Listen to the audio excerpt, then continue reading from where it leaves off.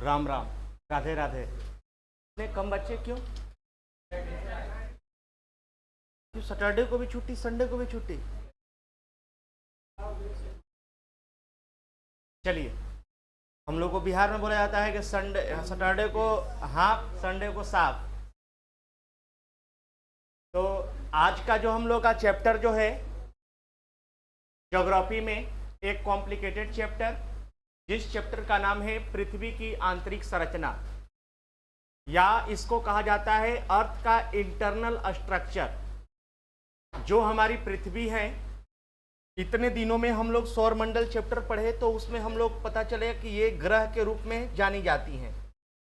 पृथ्वी एक क्या है? ग्रह है। एक पृथ्वी क्या है? प्लैनेट्स हैं। लेकिन आज के क्लास में हम लोग पृथ्वी के अंदर के बारे में जानेंगे। पृथ्वी के अंदर में क्या है? जैसे आप लोग नाम सुने होंगे, सीमा है ना, सियाल, सीमा, नीफे। कभी नाम सुने होंगे क्रस्ट, मेटल, और है ना। तो ये सभी पॉइंट को हम लोग स्टेप बाय स्टेप जानने का प्रयास करेंगे। तो आप लोग हेडिंग देना ज्योग्राफी में। आज की जो क्लास है इसको हम लोग मेन रूप से कहा जाता है भूगर्भ विज्ञान। इसे मेन रूप से कहा जाता है भूगर्भ विज्ञान, क्योंकि अब भूमि के नीचे जा रहे हैं हम लोग पढ़ने। तो इसे किस रूप में जानते हैं? भूगर्भ विज्ञान के रूप में, या इसको कहा जाता है जियोलॉजी। जियोलॉजी। अब ऐसा नहीं है कि ज्योग्राफी आपका खत्म हो गया।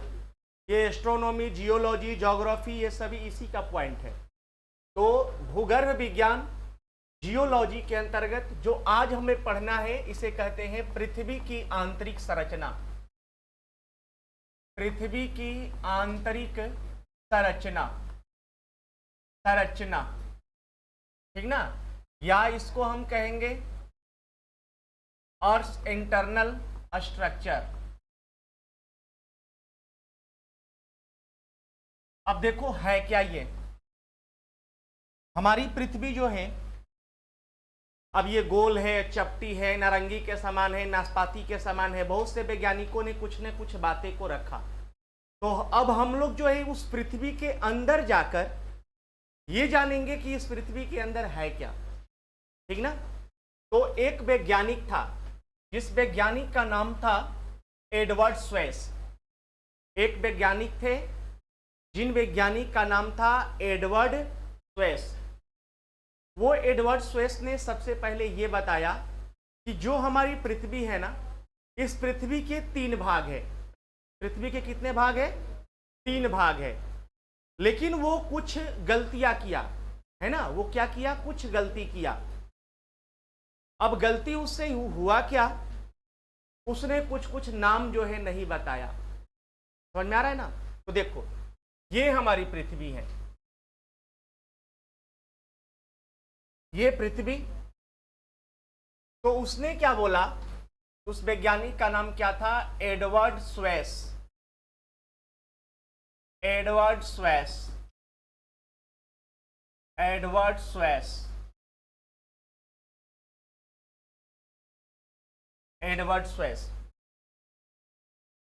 ये वैज्ञानिक एडवर्ड स्वेस ने बोला कि जो हमारी पृथ्वी है ना, इस पृथ्वी को जानने के लिए उसने एक क्या किया? ऐसे एक चीपी काटा। चीपी काटने का मतलब आप समझ रहे होंगे। जैसे आप लोग देखे होंगे तरबूज वगैरह, तरबूज को जब आप खरीदने जाओगे ना तो ऐसे कटिंग करके दिखाया जाता है कि ये नीचे रेड है। देखे हैं? ये दुकानदार के द्वारा किया जाएगा, ठीक ना। आप देखे होंगे तरबूज को क्या किया जाता है? ऐसे कटिंग करके दिखाएगा वो निकाल कर कि अंदर क्या है? लाल है, ये आपका मीठा है, या जो भी है। तो ऐसे ही एडवर्ड स्वेस ने क्या किया? इसके बारे में जानने के लिए एक चीपी काटा। अब रियलिटी में ये पृथ्वी को काटा थोड़े होगा। किसी के बारे में जानकारी अगर लेना है, अगर हम इसके बारे में, अंदर के बारे में जानना चाहेंगे, तो ये जरूरी है कि इसमें जब ज्वालामुखी इसके अंदर से निकलेगा, मैग्मा निकलेगा, लावा निकलेगा, राख निकलेगा, कभी भूकंपीय अवस्था होगा, तब हम इसके बारे में अंदर की चीज़ों को जानेंगे। लेकिन एडवर्ड स्वेस ने बताया कि ये पृथ्वी जो है ये 3 भाग में क्या है? नीचे की परत। पृथ्वी के नीचे की परत कितने भागों में बटी है? 3 भागों में। अब इसी बातों को हम लोग यहां लेकर आएंगे, जो हमने आपको यहां बताया यही चीजों को हम लोग क्या करेंगे, यहां लेकर आएंगे। अब ये सेम है, वो जो बातें हमने आपको वहां लिखा यही चीजें आपको यहां पर बताया जाएगा। मतलब ये पॉइंट आपका कहां आ गया, यहां पर। अब इसमें हुआ क्या, में बोला गया कि ये जो पृथ्वी है ना, इस पृथ्वी के कितने परत है, तो 3 परत है। 1 परत, 2 परत और क्या ये 3 परत। पृथ्वी कितनी परत है, 3 परत। बोला कि ये जो पहली परत है ना, इस परत को क्रस्ट कहते हैं, सॉरी इस परत को क्या कहते हैं, सियाल बोलते हैं। क्या बोलते हैं, सियाल। अब इसने कुछ गलत काम किया। गलत क्या काम किया, जब इसका परत का नाम रखा ना, कौन, एडवर्ड स्वेस। देखो अभी हम लोग 5 से 6 वैज्ञानिक के बारे में जानेंगे। इसमें पहले वैज्ञानिक के बारे में हम आपको बता रहे हैं जिसका नाम क्या था, एडवर्ड स्वेस। तो देखो हम पढ़ क्या रहे हैं, जियोलॉजी, इसके अंतर्गत ज्योग्राफी के अंतर्गत क्या होता है उसमें, तो पृथ्वी की अंदर के स्ट्रक्चर को हम क्या करते हैं, जानते हैं। तो एडवर्ड स्वेस ने सबसे पहला वैज्ञानिक था जिसने बताया कि हमारी पृथ्वी के अंदर जो है ना, उसकी 3 भाग है, के 3 क्या है, परत है, ठीक ना। और उसको समझने के लिए या टीचर समझाने के लिए इस चीज़ों को यहाँ लाता है, ठीक ना। और यहाँ पर लाया गया तो पता चला कि ये वैज्ञानिक जो एडवर्ड स्वेस थे, इन्होंने इसलिए 46 का नाम रखा, क्यों, क्योंकि इसमें सिलिकॉन और एल्युमिनियम पाया जाता था। क्या पाया जाता था, सिलिकॉन प्लस एल्युमिनियम पाने के कारण, सिलिकॉन और एल्युमिनियम की मौजूदगी होने के कारण इसका नाम इसने क्या रख दिया, ठीक ना। सेकंड परत को बोला कि इसे कहा जाता है सीमा। क्या बोला जाता है, सीमा। अब उसने इसलिए नाम रखा क्योंकि इसमें सिलिकॉन प्लस मैग्नीशियम पाया जाता था, ठीक ना, इसलिए इसका नाम क्या रख दिया, सीमा। और नीचे वाले जो भाग है ना, उसको बोला कि ये नीफे कहलाएगा। क्या कहलाएगा, नीफे, इसे नीफे कहा। इसका मतलब इसने ये बोला कि इसमें निकेल और प्लस में लोहा होता है, फेरस होता है। समझ में आ रहा है ना। अब आप ये बताओ कि जो व्यक्ति, मान लो कि हम जीके पढ़ाते हैं, तो मेरा नाम हो, कोई बोल दे कि ये जीके है, कोई गणित पढ़ा रहा है, मैथ पढ़ा रहा है, उसका नाम रख दीजिए मैथ, निशांत सर का नाम रख दीजिए इंग्लिश, तो कहां तक सही है। एडवर्ड स्वेस ने वैसे ही किया, बोला कि पहला परत है, ये फर्स्ट परत क्या है, सिलिकॉन और एल्युमिनियम की मौजूदगी है, इसने नाम क्या रख दिया, सियाल। सीमा, इसमें सिलिकॉन और मैग्नीशियम पाया जा रहा है तो इसका नाम रख दिया सीमा। इसमें निकेल और फेरस पाया जा रहा है तो इसका नाम क्या रख दिया, नीफे। तो जब आगे की वैज्ञानिक जब उसके बाद आए, बोले कि ये जो है ना, ये गलत बताया है। अब ये गलत क्या क्या बताया है और क्या क्या कमी बताया है। पहले तो ये नहीं बताया कि ये जो मान लो सियाल है तो इसका रियलिटी में नाम क्या है, इसका रियलिटी में नाम क्या है, इसके कैसे भाग होते हैं, लिक्विड फॉर्म में है, एसिड फॉर्म में है, बेस फॉर्म में है। उसने ये चीजों को क्या किया, नहीं बताया। तो इसने क्या कर रही, ये एडवर्ड स्वेस में कुछ कमियां रहा। क्या रहा, कुछ कमी रहा। तो अब बोला गया, अब इसके द्वारा ये क्या चीजें बोली गई कि ये जो सियाल है ना, ये सियाल किस फॉर्म में है, एसिड फॉर्म में है। ये किस फॉर्म में है, एसिड, जिसको कहते हैं अम्ल। एसिड को क्या बोलते हैं, अम्ल। जो आपको भी पता होगा कि पीएच मान जिसका 7 से कम जाता है उसको हम लोग एसिड बोलते हैं, 7 से जब ऊपर जाता है उसको बेस बोलते हैं, और 7 पर जब रहता है उसको उदासीन बोला जाता है, ठीक ना। उदासीन कहा जाता है, जो आश्रित जल हम लोग पीते हैं उसका ये फॉर्म होता है। इसको बोला ये कि ये बेस है। ये क्या है, बेस है, ये बेस फॉर्म में है, ये क्षार है। और इसे इसने बोला कि ये लिक्विड फॉर्म में है। ये किस फॉर्म में है, द्रवीय फॉर्म में है। एडवर्ड स्वेस ने इतने चीजों को बताया कि ये सियाल है, ये सीमा है, ये नीफे है, ये एसिड है, ये बेस है, और ये क्या है, लिक्विड है। बस इसने इतना ही बताया। लेकिन बाद में जो वैज्ञानिक आए, उन्होंने बोला कि तुमने कुछ जो काम किया वो क्या किया, गलत किया। तुमने सब कुछ तो बताया, लेकिन तुमने ये नहीं बताया कि ये जो तुम्हारा लाइन है, जो लाइन, इस लाइन को किस नाम से जाना जाता है? अगर आपसे ये पूछ दे कि जो ये सियाल है और सीमा है, तो सियाल और सीमा को डिवाइड करने वाली लाइन का नाम क्या है? तुमने क्या किया, ये लाइन का नाम नहीं बताया, तो तुमने कुछ कमी किया। फिर तुमने नाम भी जो रखा वो इसलिए उसका नाम रखा जैसे वो पाई जा रही है। अब कहीं पर निकेल और लोहा है तो तुमने उसका नाम क्या रख दिया, नीफे। जो ये तुमने क्या किया, गलत किया।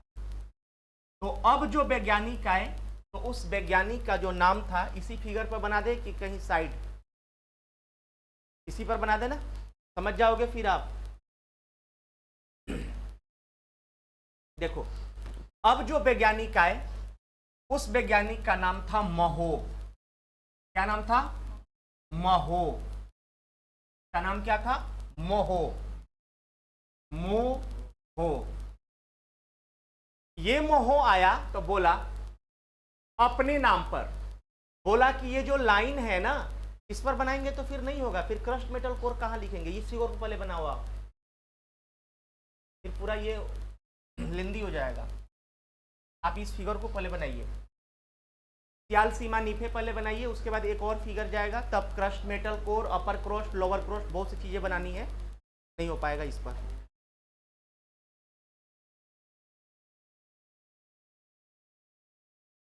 हेडिंग देना आप लोग, पृथ्वी की आंतरिक संरचना। पृथ्वी की अर्थ का जो इंटरनल स्ट्रक्चर है, अंदर का स्ट्रक्चर है, उसको बताया सबसे पहले वैज्ञानिक जिसका नाम था एडवर्ड स्वेस। क्या? हाँ, ये फिगर बना लीजिए। तो कहीं साइड में नहीं भी बना सकते हैं तो आपको तो समझ में आ जाएगा कि पढ़ क्या रहे हैं, लेकिन कहीं साइड में बनाकर उसे कटिंग कर लीजिए और कटिंग करके वो चीज़ों को यहीं साइड में लाइए एक फिगर को, और फिर उसको 3 परत बनाइए और उसमें सियाल सीमा नीफे लिखिए, और ये जो बॉर्डर देना ये थोड़ा सा चौड़ा दे देना।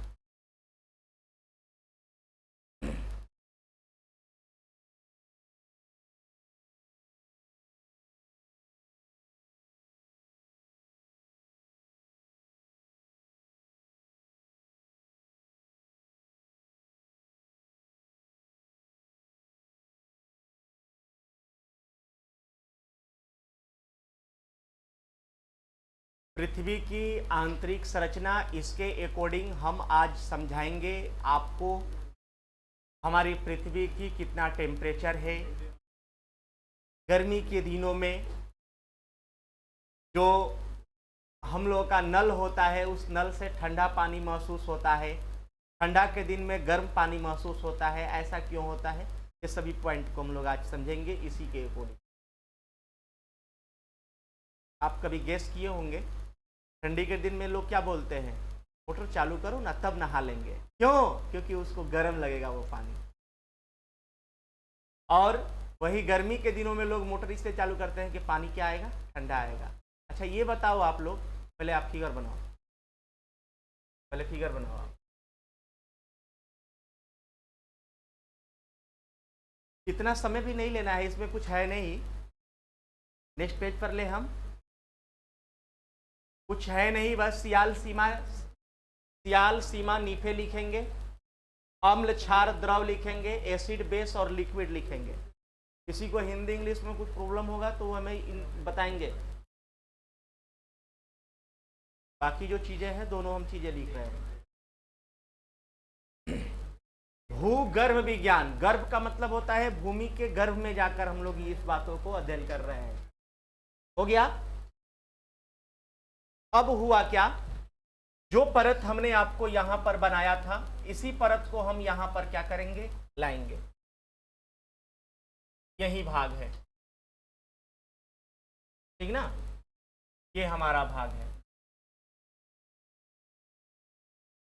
अब हुआ क्या, इस लाइन को महो डिसकंटिन्यूटी लाइन कहा गया।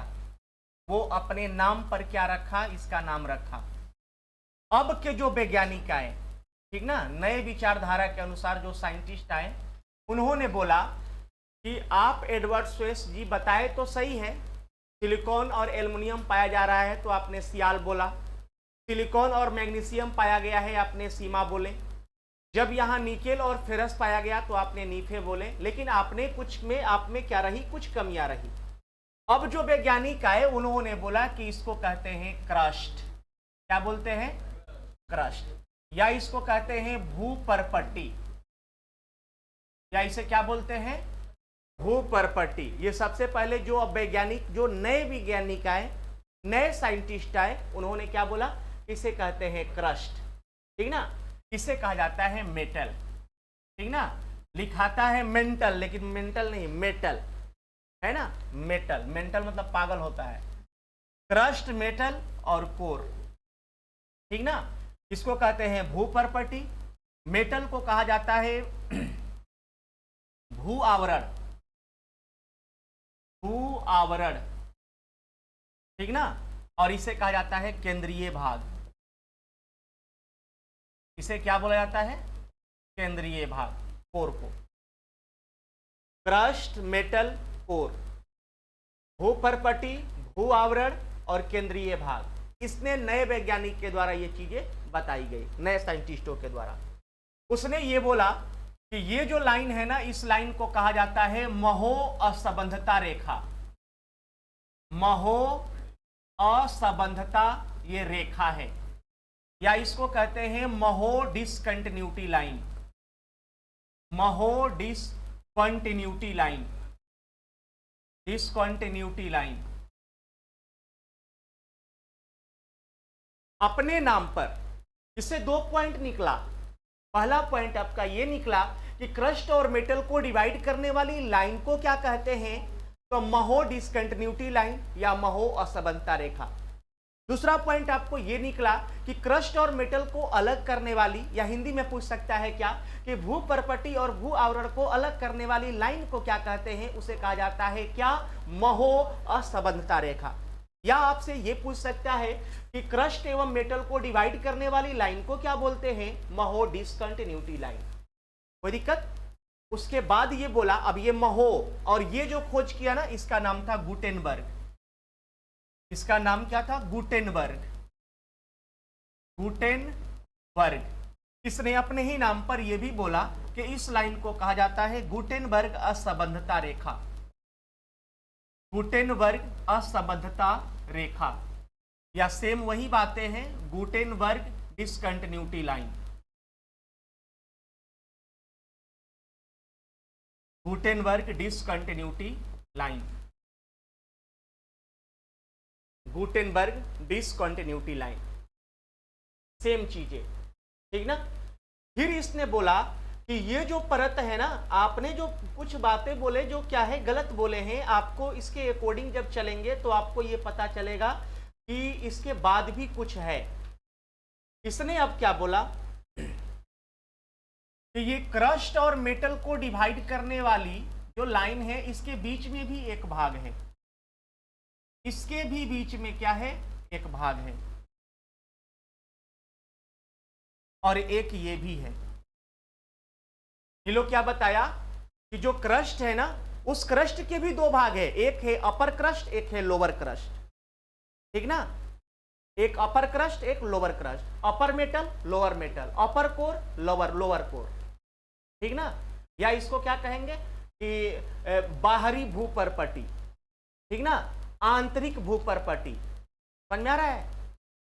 बाहरी भूपरपट्टी, हिंदी मीडियम वाला ध्यान देंगे। बाहरी भूपरपट्टी या आंतरिक भूपरपट्टी, बाहरी भू आवरण या आंतरिक, या ऐसे बोलोगे तो आसान होगा आपके लिए, अपर मेटल, लोअर मेटल। समझ में आ रहा है ना? अपर कोर, लोअर कोर। तो इसने बोला कि ये इसका भी 2 भाग है, ये है अपर क्रस्ट, ये क्या है? Lower crust. लेकिन इसको जो डिवाइड किया है ना, उस डिवाइड करने वाले भी साइंटिस्ट का नाम है, और उस साइंटिस्ट का नाम क्या था? उनका नाम था कॉनरॉड। क्या नाम था? कॉनरॉड। उनका नाम था कॉनरॉड। कॉनरॉड, हाँ कॉनरॉड। तो ये लाइन को कॉनरॉड जो है जिसने खोज किया, इसने अपने ही नाम पर इसका नाम भी क्या रखा? Conrad. Conrad discontinuity line. Same चीजें वो इसके लिए भी, इसको बोला गया कॉनरॉड असंबंधता रेखा। क्या बोला गया? कॉनरॉड असंबद्धता रेखा, ये वाले लाइन को, या इसी को बोला गया कॉनरॉड डिसकंटिन्यूटी लाइन, ठीक ना, डिसकंटिन्यूटी लाइन पूरा लिख दे रहे हैं, कॉनरॉड डिसकंटिन्यूटी लाइन।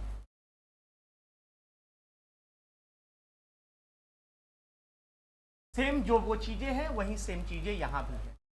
ये लाइन को फिर क्या बोला गया? इसको खोज किया था रेपेटी। कौन? रेपेटी, अपने ही नाम पर रखा, रेपेटी असंबद्धता रेखा।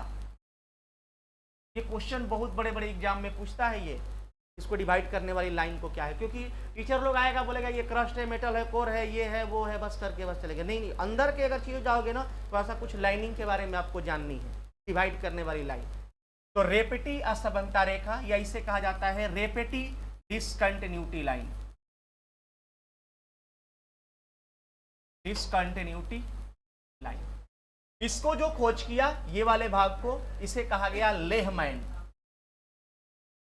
लेहमैन असंबद्धता रेखा। जो आगे का नाम है लेहमैन, महो, गुटेनबर्ग, वो साइंटिस्ट का नाम है, और जो लाइन है वो अपने नाम पर वो लोग क्या है रखे, लेहमैन असंबद्धता रेखा, या इसे कहा गया लेहमैन डिसकंटिन्यूटी लाइन।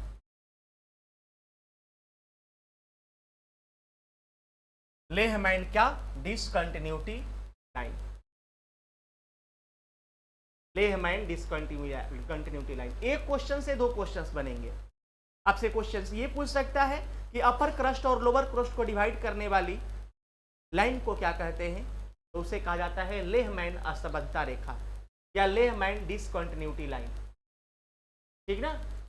फिर आपसे ये भी क्वेश्चन कह सकता है कि ऊपरी भूपर्पटी और आंतरिक भूपर्पटी वाली जो लाइन है उस लाइन का खोज किसने किया? तो जब खोज का बात पूछेगा ना तो केवल ये व्यक्ति को उठाएंगे, कॉनरॉड को, ठीक ना। खोज कहेगा ना तो केवल रेपेटी को उठाएंगे, खोज कहेगा ना तो लेहमैन को, खोज तो महो और गुटेनबर्ग। लेकिन जब लाइन का बात कहेगा तो उन्हीं के नाम पर ये क्या है? लाइन है, ठीक। ये पॉइंट को आप समझेंगे। उसके बाद ये फिगर बना लिए। आप लोग इतने छोटे छोटे क्यों बनाते हैं? कभी भी फिगर आप लोग बड़ा बनाइए। आपके कॉपी जैसा ये नहीं बनाए हैं हम, आपके तो 4 कॉपी आ जाएगा इस इतने एरिया में। आप लोग भी बस छोटा बनाते हो, आपको अपना बोर्ड ये पूरा बोर्ड समझते हो, आप थोड़ा सा बनाते हो। इसमें बहुत कुछ लिखना रहता है, कभी भी फिगर बड़ा बनाइए, ठीक ना। देखिए इनका, देखिए सबसे छोटा फिगर बड़ा बनाइए और फिर, हाँ ठीक है। आप फिगर बड़ा बनाने से होता है कुछ लिखने में बनेगा, ठीक ना।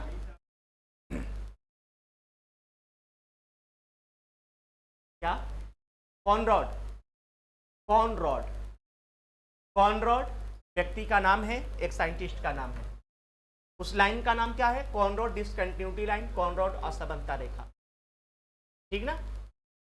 अब ये लोग बोला, यही व्यक्ति, जितने साइंटिस्ट इधर 5 साइंटिस्ट आए हैं, ये 5 साइंटिस्ट ने बोला क्या कि ये जो भाग है ना भूपर्पटी, इस भूपर्पटी का जो घनत्व है, इसका डेंसिटी है, इसका जो घनत्व है, इसका जो घनत्व है, या इसको कहते हैं जो डेंसिटी है,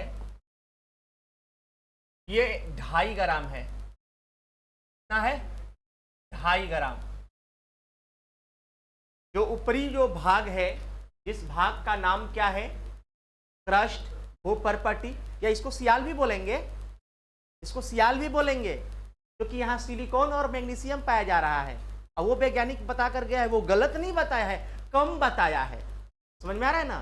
तो ये सियाल भी कहेंगे, इसको हम लोग क्रस्ट भी बोलेंगे, भूपर्पटी भी बोलेंगे, ठीक। उसके बाद इसकी जो डेंसिटी होती है ना, इसका जो डेंसिटी है ये है 4 ग्राम। कितना है? 4 ग्राम। इसका जो डेंसिटी है कितना ग्राम है? 4 ग्राम। अब क्या यहाँ की अगर हम मिट्टी को उठाएंगे, डेंसिटी का मतलब ये होता है घनत्व को जानने के लिए, अगर आप किसी बोतल के जो ढक्कन होता है, ढक्कन समझ रहे होगे ना, हाँ, तो बोतल के ढक्कन से जो मिट्टी आप ऊपर के उठाओगे उस ढक्कन के अकॉर्डिंग उस मिट्टी का वजन जो होगा 2.5 ग्राम होगा। लेकिन उतने ही मिट्टी को अगर आप इसके तह को आप क्या करोगे, उठाओगे, तो उसका वजन कितना ग्राम हो जाएगा, 4 ग्राम। और उसके भी अंदर जाकर जब उसके मिट्टी को उतने ही आकार में उठाओगे तो उसका वजन हो जाएगा 11 ग्राम। कितना हो जाएगा, 11 ग्राम। तो उसने बोला कि जो डेंसिटी होती है, ये जो भू प्रॉपर्टी है, उस भू प्रॉपर्टी की जो डेंसिटी है वो कितना है, 2.5 ग्राम। ये मेटल का है कितना, 4 ग्राम, ठीक ना। और 11 ग्राम जो है वो किसका भाग है, कोर का है। अब ये देखो आप लोग के लिए नया होगा, लेकिन कोई ऐसे स्टूडेंट नहीं है जो उस क्वेश्चंस को नहीं देखे होंगे कि पृथ्वी की औसत घनत्व कितना होता है। ये क्वेश्चन बहुत बार सुने होंगे ना कि पृथ्वी की औसत घनत्व 5.5 ग्राम होता है। नहीं सुने हैं मे बी, लेकिन ये क्वेश्चन फेमस है कि पृथ्वी की जो घनत्व होता है, पृथ्वी की जो औसत घनत्व होता है, पृथ्वी की जो एवरेज डेंसिटी होती है वो कितना होता है, 5.5 ग्राम। अब वो एवरेज डेंसिटी इसी के अंतर्गत तो निकलता है, इसी के अंतर्गत निकलता है। औसत चैप्टर तो सर पढ़ाए होंगे अनुपम सर आप लोगों को। एवरेज औसत में होता क्या है, जितना चीजें हैं उसको जोड़ दो और जोड़ कर क्या कर दो, जितने अंक है उसको डिवाइड कर दो। एवरेज में यही होता है ना। तो वैसे ही अब क्या बोला, ये सभी जो साइंटिस्ट है इन्होंने बोला कि पृथ्वी की औसत घनत्व, पृथ्वी की औसत घनत्व या एवरेज डेंसिटी, एवरेज डेंसिटी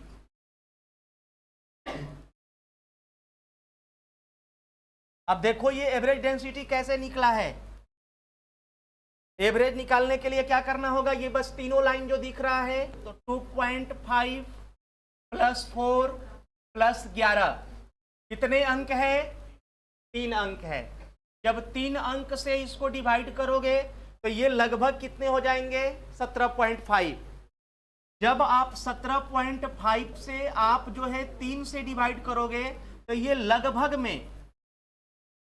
लगभग जो आएगा ना वो कितना आएगा, 5.5 आएगा।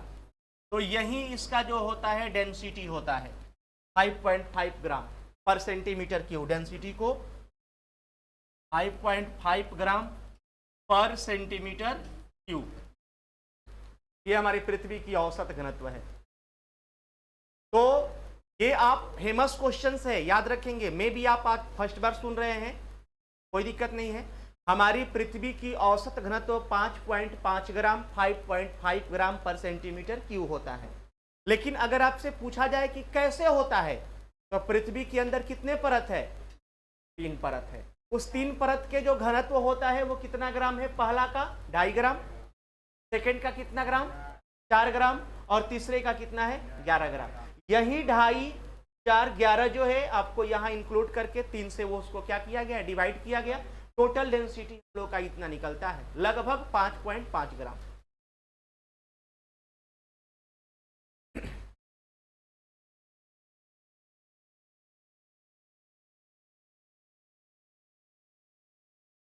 अब मान लो कि कोई ऐसे भी स्टूडेंट होंगे जिनको इस व्यक्ति का नाम जो है याद करने में प्रॉब्लम आएगा, है ना। हाँ, प्रॉब्लम आएगा तो वो क्या करेंगे, इस लाइन को याद करने के लिए, इस लाइन को आप भी समझ रहे हैं कि इस लाइन को जो बोला गया है इन लोगों के अपने ही नाम पर है, अपने ही इन लोग क्या है, नाम पर है। ये हम इसलिए घेरा लगा रहे हैं क्योंकि ये व्यक्ति का अपना खुद का नाम है, अपने ही नाम पर उसने क्या किया, इस लाइन का निर्माण किया, ठीक ना। तो अब देखो यहां पर एक मेरे तरफ से याद रखना एक छोटा सा ट्रिक, मग समझ रहे हो। उस मग से हम लोग क्या करते हैं, नहाते हैं, पानी पीते हैं। मग कुछ हो सकता है, कुछ इसको भी आप लोग कुछ और बोलते होंगे। मग जग नहीं समझते हो, जगमग, जग और मग होता है ना। जो मग में पानी हम लोग भरते हैं, उस मग को आप दिमाग में रखना। देखो म से मग रखोगे दिमाग में तो म से महो और ग से गुटेनबर्ग। ये जो मोटा वाला जो लाइन है ये मग से क्या होगा, क्लियर हो जाएगा, महो और गुटेनबर्ग। और ये जो 3 गो है ना, ये जो 3 गो है यहां पर याद रखना कर ले। क्या याद रखना, कर ले। कर ले का मतलब होता है ये काम कर ले, वहां जा ले, खा ले, पी ले, कर ले, नहीं होता है। तो उस कर ले से देखो याद रहेगा कॉनरॉड, रेपेटी, लेहमैन। ये हम लोग याद करने के एक मेथड को याद किए हैं, कैसे याद करना है, समझ में आ रहा है ना। तो आप आगे वाले वर्ड को अगर चूज करके आप आगे बढ़ोगे तो देखो ये चीजें याद रहेगी। 5 साइंटिस्ट का नाम याद करना है, लेकिन आप ये समझ ही नहीं पा रहे हो कि नीचे वाले को ऊपर में, ऊपर वाले को बीच में आप कर रहे हो। तो इसके लिए आपको क्या याद रखना है, मोटे वाले लाइन को मग याद रखना है और ये लाइन को करले याद रखना है। 3, 2, 5 लाइन आपका क्या होगा, क्लियर होगा। और इस लाइन के अकॉर्डिंग पूरे जो असमानता रेखा है, डिसकंटिन्यूटी लाइन है, वो सभी चीजें आपका क्या होगा, क्लियर हो जाएगा। अब आप ये बताना अपर क्रस्ट और लोअर क्रस्ट को डिवाइड करने वाली लाइन को क्या कहते हैं, कॉनरॉड डिसकंटिन्यूटी लाइन। फिर आपने बताना कि लोअर मेटल, हाँ क्वेश्चन समझना, लोअर मेटल और अपर कोर को डिवाइड करने वाली लाइन को क्या कहेंगे। हम क्या बोले, लोअर मेटल, ये वाला लाइन को बोल रहे हैं लोअर मेटल, और ये क्या बोल रहे हैं, अपर कोर को डिवाइड करने वाले ये लाइन है ना, गुटेनबर्ग ना होगा। यह समझना है आपको, बस थोड़ा सा ध्यान लगाना है। अगर क्वेश्चन क्या कहेगा कि अपर क्रस्ट लोअर क्रस्ट को डिवाइड करने वाली लाइन का नाम क्या है, कॉनरॉड, तो आपसे ये भी पूछ सकता है कि लोअर क्रस्ट और अपर मेटल, लोअर क्रस्ट और अपर मेटल, ये वाले लाइन को, तो इसके बीच में ये आ जाएगा। फिर आपसे ये भी क्वेश्चन कर सकता है कि यहां पूछ सकता है आपसे क्या कि लोअर मेटल और पूछ सकता है क्या, अपर कोर, तो फिर वही जो अभी आपको बताया। फिर आपसे ये भी क्वेश्चन कर सकता है केवल क्रस्ट और मेटल, केवल क्रस्ट और मेटल हो। फिर आपसे ये पूछ सकता है केवल मेटल और कोर, तो फिर क्या बोलेंगे, गुटेनबर्ग। लेकिन जैसे ही अपर लोअर का बात होगा तो देखो ये डिवाइड होगा, तो ये इससे, ये इससे, ये इससे और ये इससे। समझ में आ रहा है ना। क्वेश्चंस को पकड़ लोगे, आने वाले जब टेस्ट होगा, आगामी टेस्ट होगा, उस टेस्ट के अकॉर्डिंग हम लोग क्वेश्चन को सेट कर देंगे और आपको बताएंगे। कोई दिक्कत। इस फॉर्म को क्या कहोगे, ये कैसा है, देखने में क्या है, ये एसिड है। क्या है, एसिड है। अब एसिड का मतलब ये होता है कि इसको आप जब चखोगे तो नमक जैसा लगेगा। बचपन में सब लोग मिट्टी को चखा है। मिट्टी जो आपके तह पर है, जो धरती पर है, वहां का मिट्टी नमकीन नहीं लगता है, नहीं लगता है। आज चख कर देखना आप, नमकीन जैसा लगेगा, एसिड लगेगा। क्या लगेगा, एसिड लगेगा। इसके नीचे जो है वो क्या है, बेस है, और इसके नीचे क्या है, कोर है, जो आपको बताया गया है। तो आपने एसिड, बेस और आपका क्या है, लिक्विड फॉर्म भी देख लिया। आप इसी को आप जो है डेंसिटी के रूप में भी देख लिया। आप इसके डिवाइड के लाइनिंग को भी क्या किया, देख लिया। अब ये समझना कि हमारे जरूरत के जो भी चीजें हैं जो हम लोग उपयोग में लाते हैं, जो चीजें उपयोग में लाते हैं, ये सभी हम लोगों को कहां पाया जाता है, तो क्रस्ट पर ही पाया जाता है ना। कहां पाया जाता है, क्रस्ट पे। अब ये जो क्रस्ट है ना, इसकी गहराई 40 से 60 किलोमीटर है अंदर, 40 से 60 किलोमीटर अंदर है क्या इसका गहराई। लेकिन आप भी ये समझ रहे हो कि ये जो हमारी पृथ्वी की जो तह है, कहीं पर इसकी गहराई कम होगा, कहीं पर इसकी गहराई क्या होगा, कम होगा। कोई स्टूडेंट ये बताए कि गहराई क्यों कम होगा, कहीं पर इसका गहराई क्या होगा, कम होगा, बोलो क्यों होगा, कोई तो बोलो। कहीं इसका गहराई इसलिए कम होगा क्योंकि कहीं पर सागर भी तो है। पूरे विश्व का सबसे गहरा भाग जो है वो मेरियाना गर्त है, मेरियाना ट्रेंच है। पैसिफिक ओशियन, प्रशांत महासागर का सबसे गहरा भाग का नाम क्या है, मेरियाना गर्त या मेरियाना ट्रेंच। समझ में आ रहा है।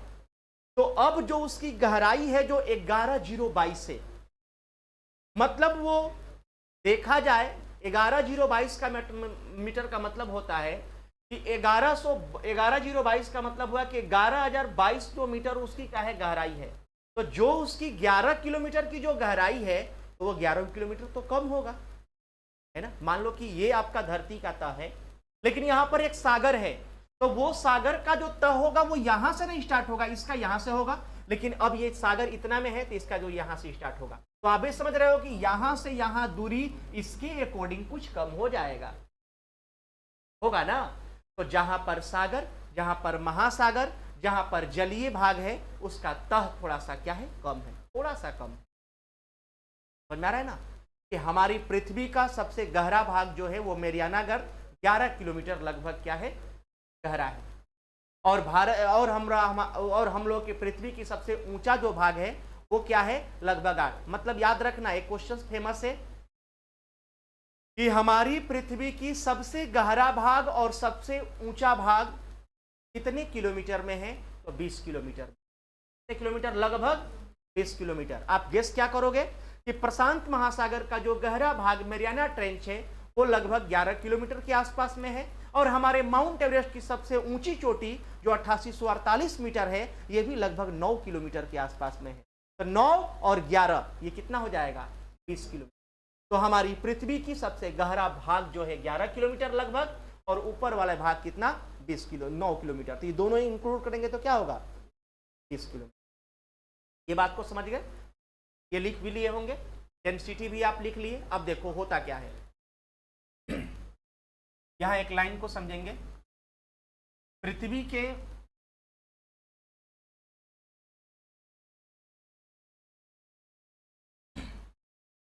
यहां एक लाइन को क्या समझना है, पृथ्वी के अंदर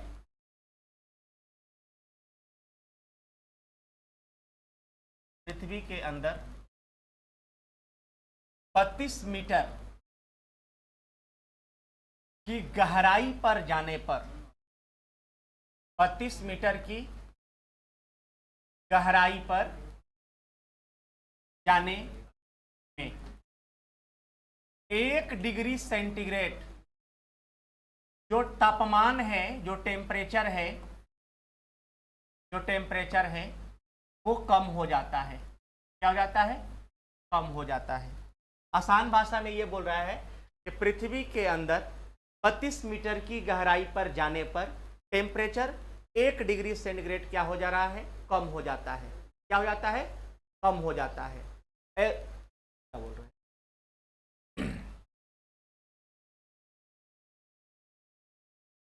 यहां पर क्या हो जाएगा, अधिक हो जाएगा। क्या हो जाएगा, अधिक हो जाएगा। वायुमंडलीय दाब घटता है। क्या घटता है, वायुमंडलीय दाब जो होता है, एटॉमिक स्फीयर जो है, वायुमंडलीय दाब क्या होता है, नीचे जाने पर और ऊपर जाने पर क्या होता है, घट जाता है।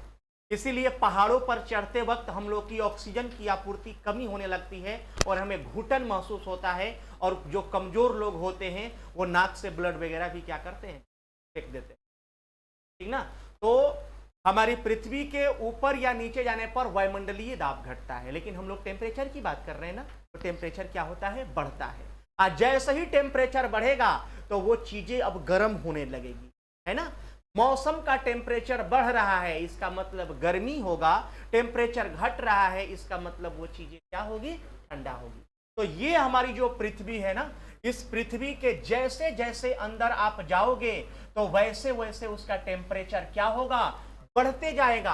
अब वो भी कितने मीटर पर, केवल 32 मीटर की गहराई पर। आप कुछ नहीं, जिस तह पर हो ना, 32 मीटर अंदर जाओगे, 32 मीटर गड्ढा में जाओगे, थोड़ा सा आपको लगेगा कि गर्मी महसूस हो रहा है। उसके बाद थोड़ा सा हम लोग क्या करेंगे, 500 मीटर अंदर चले जाएंगे। जब कुआं वगैरह है, कुआं वगैरह खोदा गया है, उस कुआं में जाएंगे अंदर तो एकदम गर्मी लगेगा ना। अंदर आप जा रहे हैं तो टेम्परेचर क्या हो रहा है, बढ़ रहा है।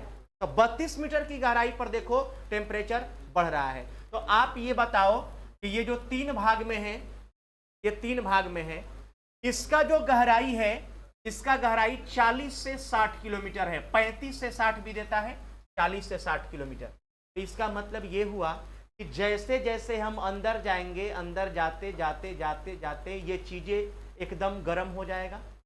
अब टेम्परेचर मान लो, अभी मान लो कि टेम्परेचर हम लोग का 30 डिग्री है, 32 मीटर गए तो 31 हो गया, ये आपका 31 हो गया, 32 हो गया। ऐसे ही हम 5 किलोमीटर अंदर जाएंगे तो टेम्परेचर वो तो 100 से पार हो जाएगा, अब वो आग बनने लगेगा। तो इसीलिए जो हम लोग का मेटल वाला जो भाग होता है ना, ये वाला मेटल वाला जो भाग होता है, ये एकदम क्या होता है, मैग्मा होता है, ये लावा होता है, ठीक ना। मैग्मा और लावा ये चैप्टर आपको पढ़नी है। तो ये भाग मैग्मा और लावा फॉर्म में होता है। लेकिन जैसे ही आप इसके और नीचे चले जाते हैं, और नीचे चले जाते हैं, तो अब जो होता है ये चीजें अब इतने लिक्विड हो जाता है, इतने लिक्विड हो जाता है कि अब ये फॉर्म जो होता है एकदम लिक्विड फॉर्म में आ जाता है। देखो आयरन, लोहा, लोहा को आसान भाषा में आप देखोगे तो नॉर्मल दिखेगा, आग में तपाओगे तो वो लाल हो जाएगा, आग में तपाते रहोगे तो वो चीजें लिक्विड फॉर्म में आ जाएगा।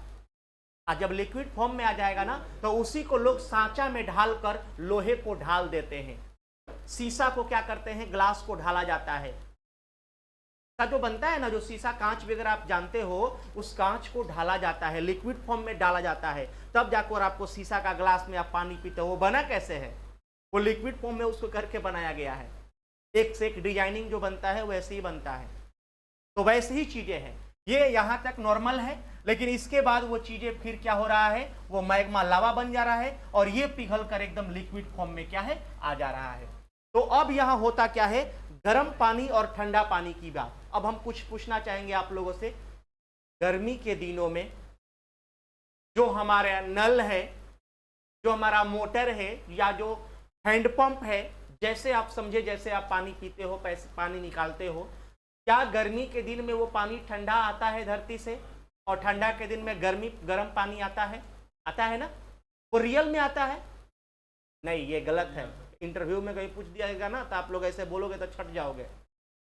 कभी भी पानी गर्म और ठंडा नहीं आता है, कभी भी पानी गर्म और ठंडा नहीं आता है। वो टेम्परेचर आपके धरती के टेम्परेचर, आपके पृथ्वी के टेम्परेचर के अकॉर्डिंग आकर, उस वायुमंडलीय क्षेत्र में आकर, वो अपने फॉर्म में आकर बताता है कि हम इस रूप में हैं।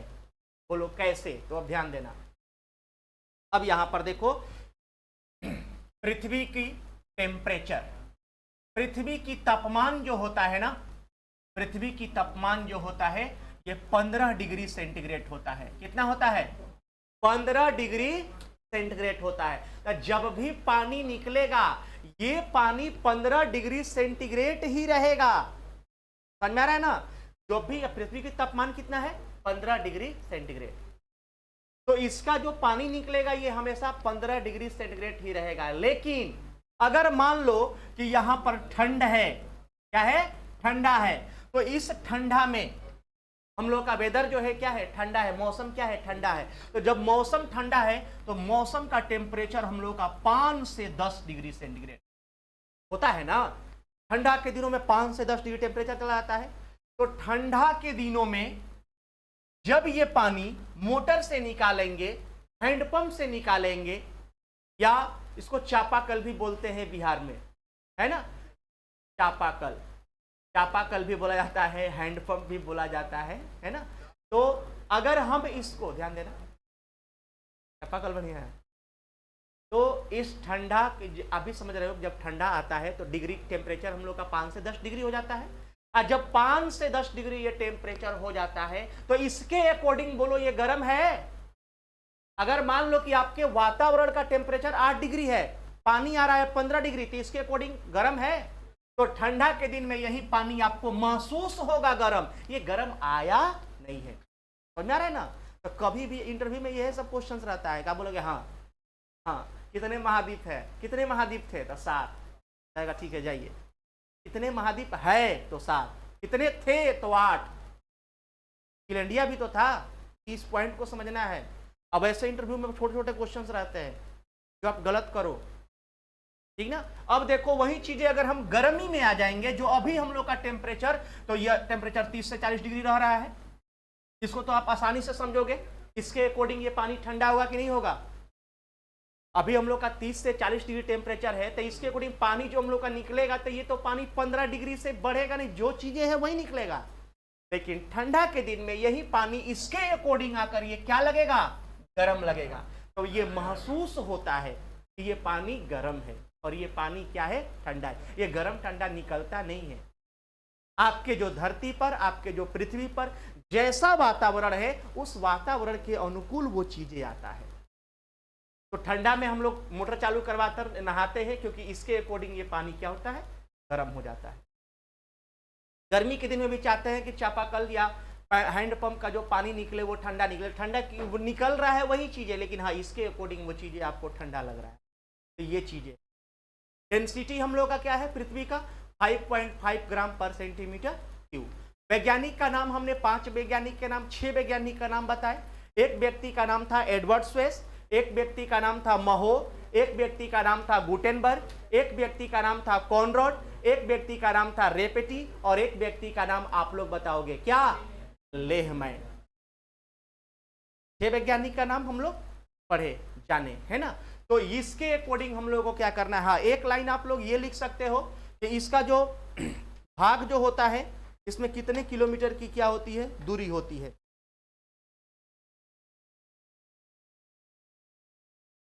फर्स्ट वाला को लिख लेना, 35 से 60 किलोमीटर। जो आप लिखे हैं भूपर्पटी, उसका जो देखो ये 3 भाग आप बनाए हो ना, तो इसकी अगर गहराई आप लिखना चाहोगे तो ये 35 से 60 किलोमीटर इसका गहराई होता है। मतलब यहां से लेकर यहां तक। इसमें आपका अपर क्रस्ट भी आ जाएगा और अपर क्रस्ट भी आ जाएगा और लोअर क्रस्ट दोनों मिलाकर कितना किलोमीटर, 35 से 60 किलोमीटर। 35 से 60 किलोमीटर।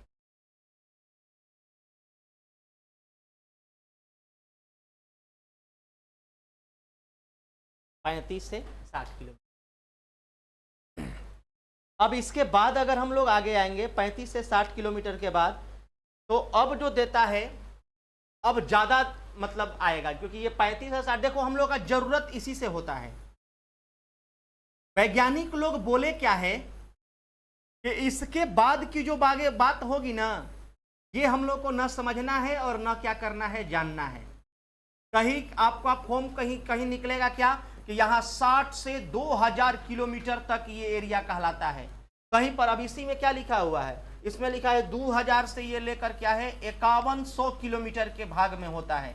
लेकिन ये कितना अंदर है ये चीजों को कोई नहीं जान रहा है।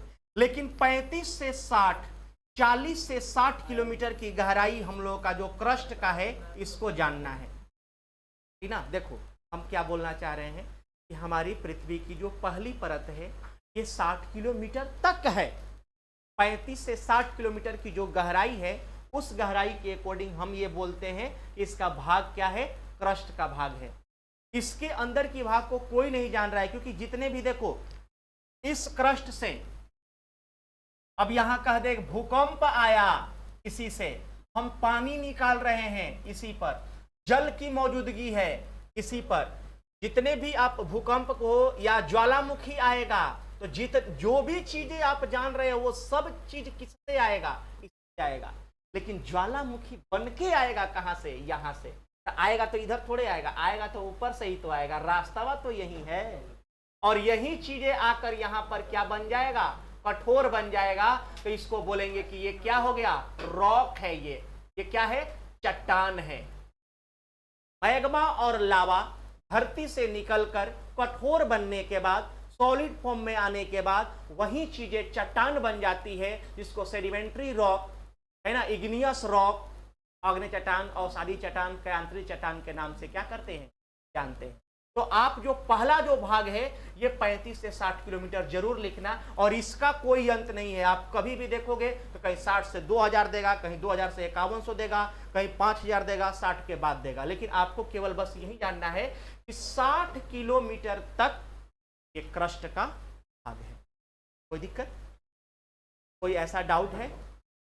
आगे जो है हम लोग नेक्स्ट क्लास में इसके आगे बढ़ेंगे और जो टॉपिक होगा आपको इन्फॉर्म किया जाएगा। आज के लिए बस इतना ही।